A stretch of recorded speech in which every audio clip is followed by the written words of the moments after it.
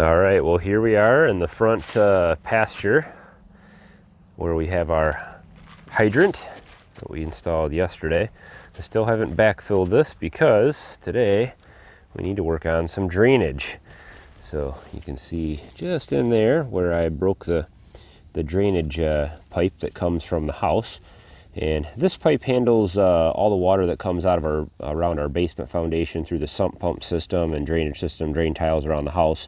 Goes into the sump pump, then it pumps it out into this tubing, as well as I connected the gutters all along one side of the house that also comes into this. And what it has done in the past is just travels through here, and it just dumped out into this pasture. And you can see I kind of had a ditch dug that's now filled in, and it just kind of flowed back there and then flowed back through Virginia. This is the Virginia the pigs pasture right here. And it would flow through her pasture in the back and then go out into the big pasture and then all the way back to the drainage ditch that I was trying to dig earlier this year. So this little system here has worked fine, but the issue is that this usually floods all in here and gets totally muddy. It's kind of a low spot in this pasture, and this is right where the gates are and everything. So if we want to get in here, if I want to get in here with a truck or a tractor or anything like that, it's a big mud pit. The animals are all standing in mud and stuff around here. And but the nice thing about this whole system is these animals had fresh water. That sump pump runs almost 6-7 months out of the year continuously. It pumps out water, clean water out of the basement area every few minutes. So we had a fresh stream of water that was always unfrozen running through here that all the animals could drink out of. It was great. It barely had to water the goats and the pigs and stuff like that for the majority of the year. What we're going to try to do today, a friend of mine, thank you Darren, donated some sock pipe or sock drain. It's 4-inch corrugated drain tubing. This is corrugated and it's also slotted, so you can see in the pipe here there's little slits along the bottom, and that allows water to seep into the pipe and carries it away. And the sock just prevents sand and things like that from getting in through those slits. So we're going to use that. I've got a coupling here. He gave me some fittings also. So I'm going to put the coupling right there and then hook that sock drain up, and then we'll run that sock tile all the way down here. We'll just bury it maybe, I don't know, 6 inches under the ground or something like that. We'll try to bring some dirt up into this area and level this area out a little bit. And then I'm going to dig a little tiny pond back there that we're going to dump this into. And then that will give a little clear spot for the animals to drink out of with clean water when that is running. And then we'll hook another tile in and run it along the back pasture there and have another little pond, and we'll keep doing that. So each pasture has a little pond. And old Virginia out there, she especially loves the little watering hole throughout the summer months. So we'll make sure we give the pigs a little wallow in their spot. So we've got some more digging and trenching to do today. I'm going to fill this in here a little bit before we get that sock tile in. I want it to, I don't want it falling down in this big trench. So we'll fill this in, we'll hook that up and just kind of run it through here. We'll hopefully scare Adam to the back of the pasture so we can get the excavator in here and start working in here and see if we can make a mess of this place.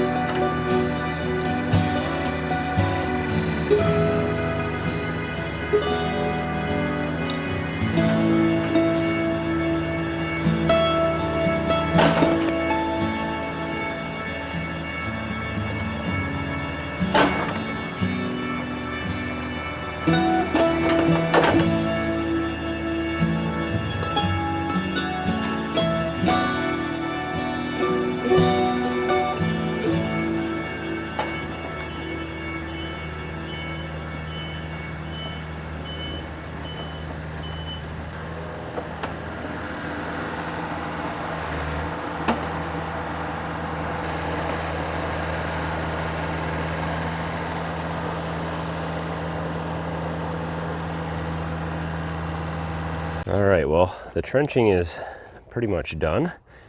We've got, I don't know, probably about 18 inches, maybe 2 feet deep in some places. Pretty much follow the contour of the ground because I know the ground slopes this way naturally, so it's not going to be perfect, but the water will definitely flow down here. And then I just dug a little hole at the end, and I know a lot of this is going to fill in with sediment and stuff, so we'll see what we can do to mitigate against that. And then that's where the next drain will start. It'll come out kind of high so that this will stay full of water and then drain out that side. I'm not going to dig that one today though. So we need to get our sock drain in here, our drain pipe laid in, and then we'll go from there.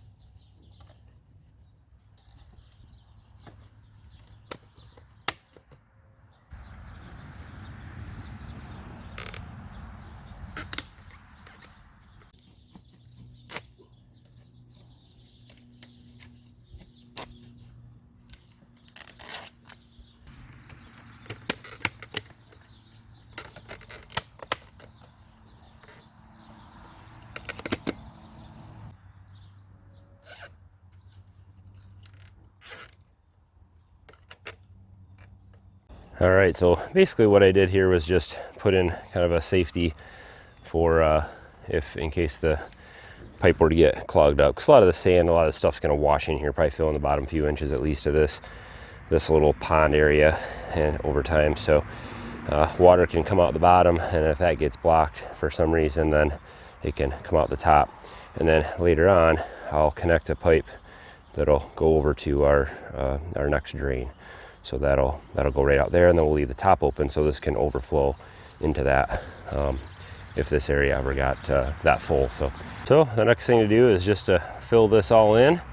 And I'm a little bit worried if I drive over it with the excavator, if I fill it and then drive, over the dirt where this is, that it'll crush that pipe under the ground. I'm just not sure how well the 18 inches of dirt will dissipate the weight of that excavator. It's not that heavy, and the tracks spread the weight out pretty good, but I still think it might be pretty heavy. So I'm going to try to stay off of the pipe as much as possible, but I know I'm going to have to run it over a few times, run over the trench. To get this area all backfilled, I got to clean up this area and get all this filled in and smoothed out. A lot of work still to do.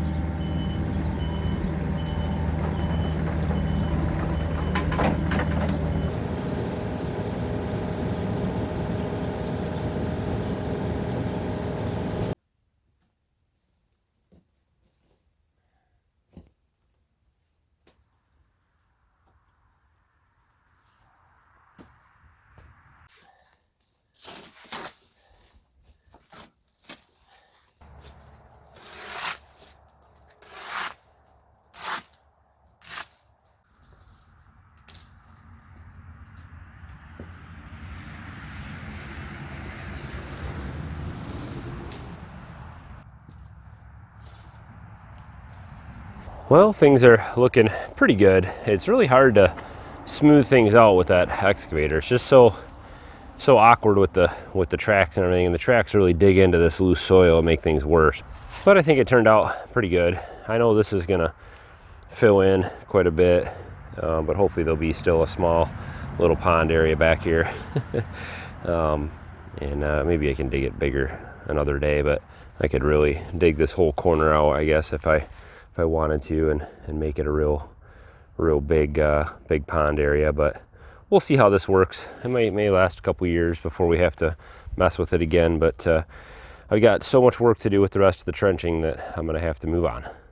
So this area by the house didn't turn out too bad, leveling things out, but I'll need to get a rake. I actually broke my rake, so I have to go get one.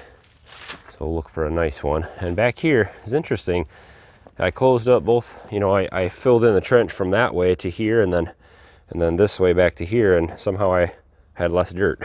So I can't get in here with that excavator. I got a bunch of dirt up here that I couldn't get, and stuff I'm just gonna have to do by hand. So we'll have to just get the shovel out and rake out and fill it in and smooth all this stuff out. Right where Summer's standing, there's a bunch of, you know, big ruts and stuff like that, and it got pushed up against the fence. So there'll be a lot of work to do out here, manual labor, I guess, but it's getting dark tonight. So, but the frost-free spigots all buried back in. That's where that'll be, and I'm just happy with having that drain buried. It'll be nice if this can stay semi-dry, and instead of having all that water in here all the time. But if this doesn't work for some reason, I can always dig it back up and just dig an open trench like it was, and that worked just fine.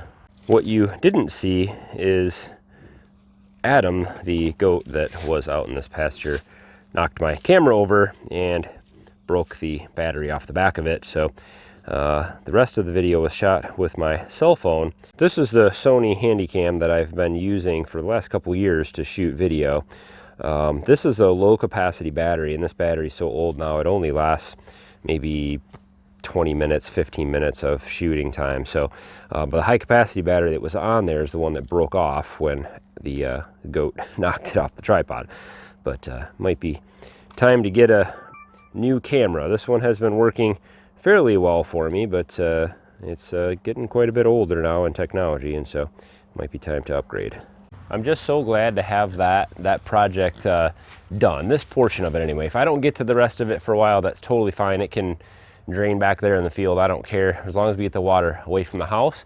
I've got my trenches all filled back in, and I just have a little bit of kind of landscape and final touch work to do. I'm going to cover this all with straw, and maybe I'll throw some grass seed down so in the spring that'll pop up and get nicely reseeded with grass all in this area, so it doesn't look bad.